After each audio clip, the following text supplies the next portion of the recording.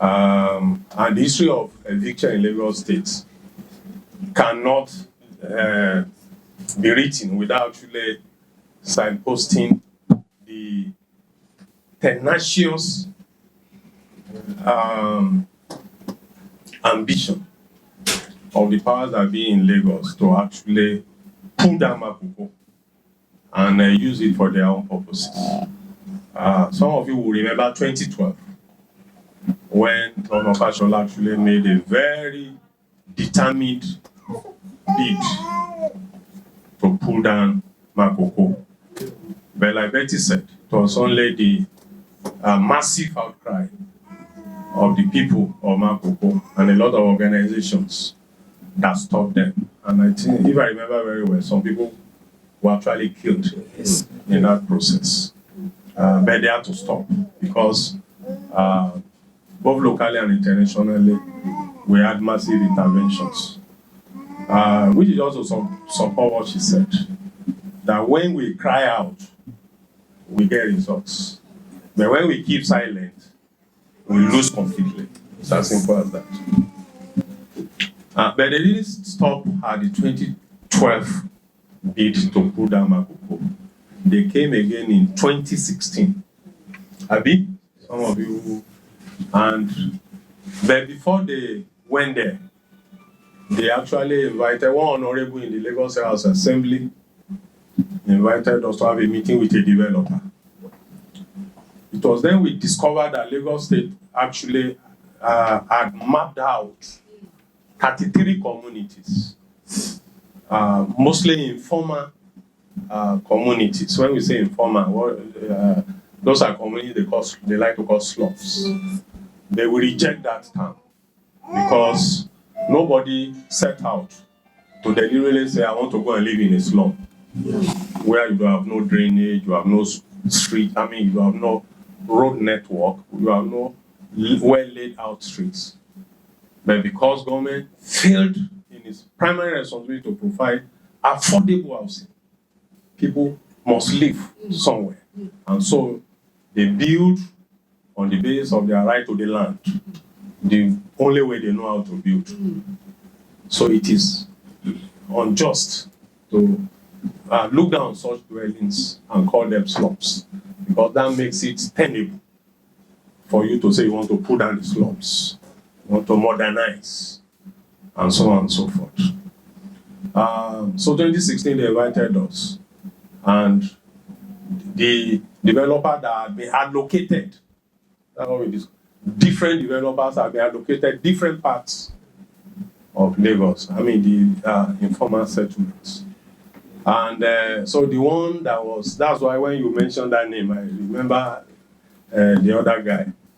Maybe still the same guy, I won't know. Fairly young, slim, tall. We were there about 3 times, and we made it very clear, myself and 2 others. They said they didn't want to go back there because they know that we were the one that will likely make noise or raise air. They didn't want any noise. The commissioner for environment, is it 20? No. It was in the Lagos House Assembly. It was an honorable. I don't want to mention his name. He stayed there. So we met in his office several times with this so-called developer. So, well, the bottom line was that they wanted to get back to Makoko, but they didn't want noise. So they felt the noisemakers should be placated first before they will move there. Then we said, we cannot give any such guarantee. I don't live in Makoko. I don't have any relative in Makoko. So why will you? It doesn't make sense. Whatever you want to do, we have to go back to those people. Because their homes you want to demolish. We have to have town hall meetings with them. Then you have to make clear your plans, because they were assuring us that they have plans for the location for. I said, that's not my business. It's not my business to be telling me what you want to do for people you want to evict. So if the people are ready to accept what you want to offer, when you before you evict them, oh well and good, but I can facilitate that. I can help you. We can go to the community. We can do a town hall meeting pull all the people together. It was 2016 actually. We took Kano and actually moved around the whole of Makoko. I wanted to have a feel. What's this thing about this Makoko self? And I'm not a Lagosian, so I'm not too familiar. So we took Kano, we went around for the first time with some of the locals and so on and so forth. Anyway, to cut a long story short, nothing came out of that because they were not ready to face the people. And so the discussion broke down at that level. So we went back and we wanted to see what they would do, But we knew that they would definitely come back. But what I want to bring out, what I learned from that encounter was that Lagos, the whole of Lagos State, was already mapped. 33, at least 33 informal settlements had been marked for eviction. The problem has been, each time they try to do it, the public outcry. And they went ahead anyway with some of the evictions, because thereafter in 2017, we had the Otodogbame eviction. And I know some of the evictees from Otodogbame, some of them eventually end up in Makoko, because they spread out all over Lagos. And that's what happens each time you have evictions. Number one, people die of the shock. People die, people get shot. Like it happened in Makoko in 2012, and it also happened in Otodogbame in 2016. Because in Otodogbame, people were shot, they came in the night and they started shooting, they killed people, they drove people, including pregnant women, into the sea. A lot of people drowned. These are all documented, yes. That was what happened in 2017. So when we talk about violent evictions, we are talking of denial, in fact, the infliction of violence on the right to life. That's the first thing. We want to look at it from the right perspective.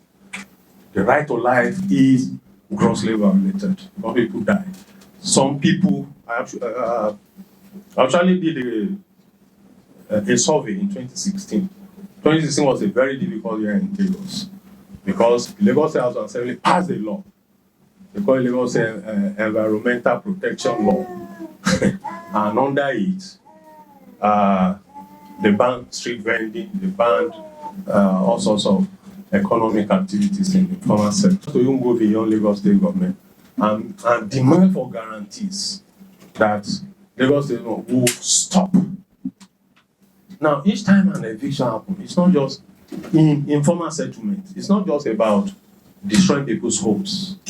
You actually also destroy people's work, people's livelihoods, because people also, where they are living is also where they work, Abi? Yes. So people are going to lose their homes, people are going to lose their work, the children are going to lose their schools. And we have also discovered that each time eviction happens, thousands of those children affected never go back to school. Yes. And like she said, we talk of a very high number of school children in Nigeria. But it's clear that government action and inaction is one of the driving force of the reason why we have such a large pool of children out of school.